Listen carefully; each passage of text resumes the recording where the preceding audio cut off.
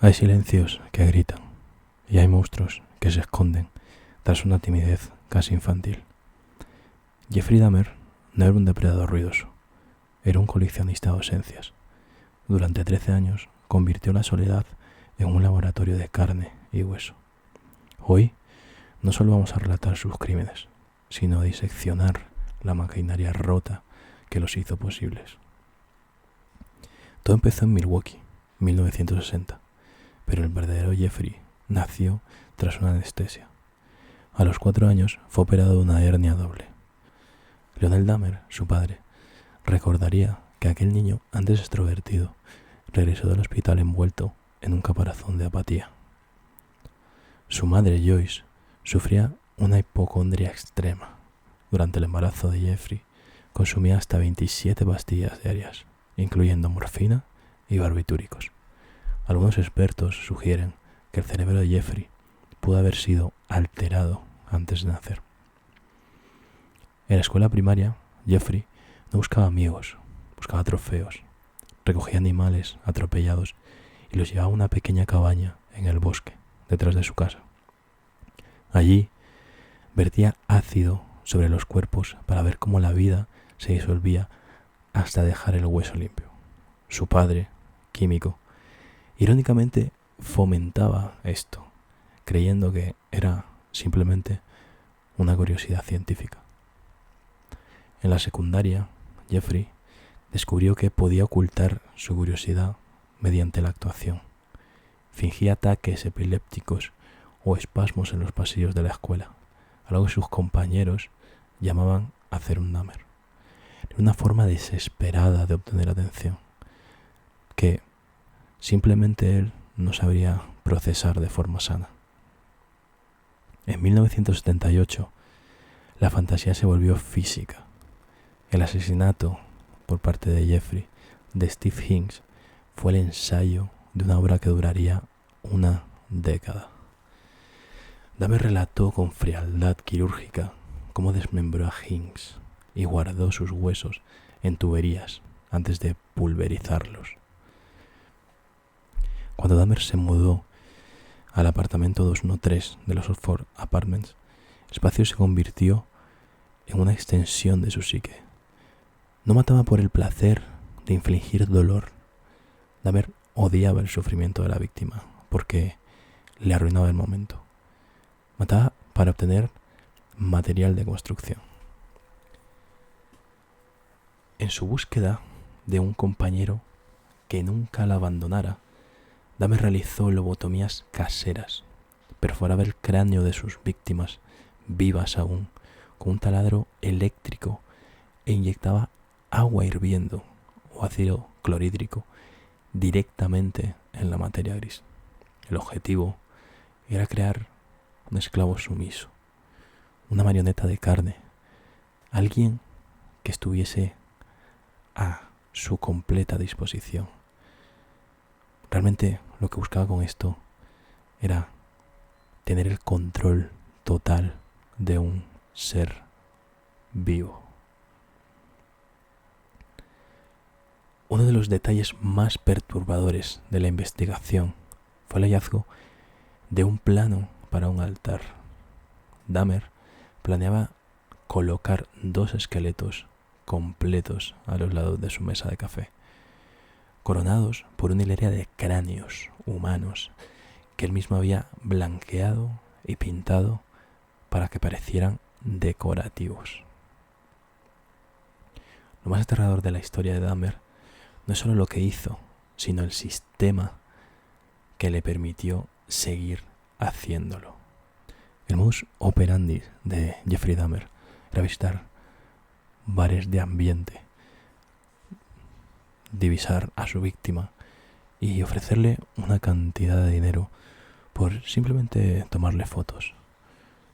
Una vez llegaban a su departamento, les ofrecía bebidas mezcladas con alción. Una vez la víctima estaba ya completamente sumida en aquella droga que había consumido y había perdido el conocimiento, Jeffrey se convertía en un dios de la muerte. Estrangulaba a sus víctimas con una calma aterradora a menudo manteniendo relaciones sexuales con los cadáveres antes del rigor mortis. El 22 de julio de 1991, el calor en Milwaukee era sofocante, pero en el apartamento 213 el aire es denso, por algo más que el clima. Tracy Edwards, un hombre de 32 años, acaba de entrar en la boca del lobo. Dahmer, siguiendo su ritual, le ofrece una cerveza cargada de somníferos y lo invita a ver El Exorcista 3. Pero esta noche algo falla en la química de Jeffrey. Edwards no se duerme, nota el olor a carne podrida, ve los barriles azules de 210 litros en la esquina y siente el frío del acero cuando Dahmer le coloca una esposa en la muñeca izquierda y le pone un cuchillo de carnicero en el pecho. Si intentas correr, te como el corazón, susurra Jeffrey. Sin embargo, en un descuido del asesino, Edward recupera el instinto, propina un puñetazo a Dahmer y corre hacia la puerta. No sabe que está huyendo no solo de un hombre, sino de un cementerio privado. Edwards encuentra a dos patrulleros. Está agitado, con una esposa colgada. Los oficiales, inicialmente escépticos, lo acompañan de vuelta al edificio Oxford. Dahmer los recibe con una calma inquietante. Es una pelea de pareja, dice con su voz monótona y educada. Los policías están a punto de irse, pero decide entrar a la habitación para buscar la llave de las esposas. Al abrir el cajón, encuentra una cámara Polaroid. Las fotos que emergen no son de paisajes, son imágenes de cuerpos humanos en diversas etapas de desmembramiento, posados como macabros trofeos. Müller sale del trance, mira a Dahmer y grita: «Son de verdad». Jeffrey intenta luchar, pero es sometido. Mientras tanto, el oficial abre la nevera. Lo que encuentra allí, una cabeza recién cortada. Esa imagen lo perseguirá en sus pesadillas el resto de su vida. La captura de Dahmer no fue un triunfo policial, fue el final de una negligencia sistemática. El caso más sangriento ocurrió apenas 2 meses antes, en mayo de 1991. Conrad, un niño de tan solo 14 años, logró escapar del departamento de Dahmer tras ser lobotomizado con ácido.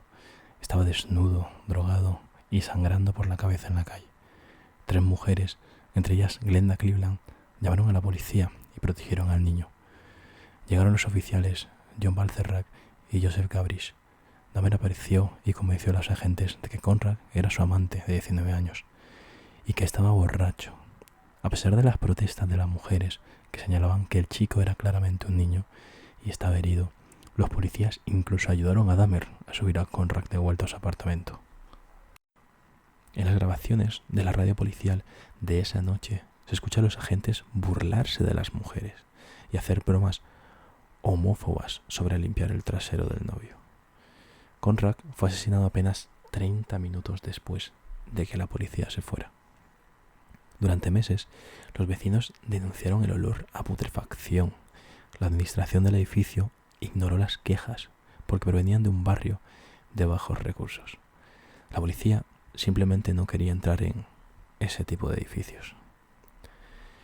La investigación reveló que Dahmer había sido detenido y condenado anteriormente por abuso sexual infantil en 1988. Estaba bajo libertad condicional mientras cometía la mayoría de sus asesinatos en el departamento 213. Su oficial de libertad condicional nunca entró en su casa. Se limitaba a recibir a Dahmer en su oficina, donde el asesino se mostraba como un ciudadano ejemplar. La policía de Milwaukee no solo falló en proteger a las víctimas, falló en escuchar a la comunidad que gritaba que algo estaba mal. El racismo y la homofobia institucional crearon un velo de invisibilidad que Dahmer usó como capa. Él no era un genio del crimen, simplemente vivía en un lugar donde las autoridades habían decidido dejar de mirar. Tras el arresto, los oficiales Balcerzac y Gabrish fueron despedidos, aunque años después un juez ordenó su reincorporación con salarios retroactivos. El edificio Oxford fue demolido, dejando un solar vacío que hoy es un recordatorio mudo de que la maldad solo necesita que los buenos y los encargados de protegernos miren hacia otro lado. Existen muchas curiosidades que circulan alrededor de este caso. Se rumorea y fue sugerido en testimonios de vecinos como Glenda Cleveland que Dahmer solía ofrecer sándwiches de carne a los residentes del edificio. Dahmer nunca confirmó que se tratara de carne humana, pero el historial de canibalismo en su cocina sugiere una posibilidad espeluznante de que este hecho sea verídico. Además, Jeffrey tenía 2 películas de culto que las veía de forma obsesiva. Una era El Exorcista 3 y otra El Retorno del Jedi. Se sentía identificado con el emperador Palpatine y el asesino Géminis. Compró lentes de contacto amarillos para parecerse a ellos mientras acechaba a sus víctimas en los bares. Además de esto, en un momento de crisis económica, Dahmer trabajaba en un centro de plasma sanguíneo. Parece irónico, además una ironía macabra, que un hombre que drenaba la sangre de sus víctimas pasara el día procesando la de los vivos. ¿Era Dahmer realmente un loco? ¿O simplemente terriblemente malvado? La respuesta clínica es mucho más compleja. Dahmer fue diagnosticado con trastorno límite de la personalidad y trastorno esquizotípico. El miedo al abandono fue la raíz de su psicopatía. No era el odio, sino un pavor existencial a la soledad. Para Dahmer, la muerte era la única forma de garantizar que alguien se quedara con él para siempre. El canibalismo fue el acto último de incorporación. Si te como, ya no puedes irte. A diferencia de asesinos como Ted Bundy, que disfrutaba del juego psicológico, Dahmer veía a los humanos como objetos biológicos. Su cerebro no procesaba la subjetividad del otro. Una vez que la persona moría, para él dejaba de ser una persona y pasaba a ser materia prima. Dahmer vivía en un estado de disociación constante, potenciado por el alcoholismo severo. El alcohol bajaba sus inhibiciones lo suficiente para que la fantasía necrofílica tomara el mando de sus manos. Jeffrey, estando en la cárcel, fue golpeado hasta la muerte en 1994 por Christopher Scarver. Al morir, se pidió que su cerebro fuera donado a la ciencia para entender si había una razón física para su maldad. Su madre aceptó. Su padre se negó.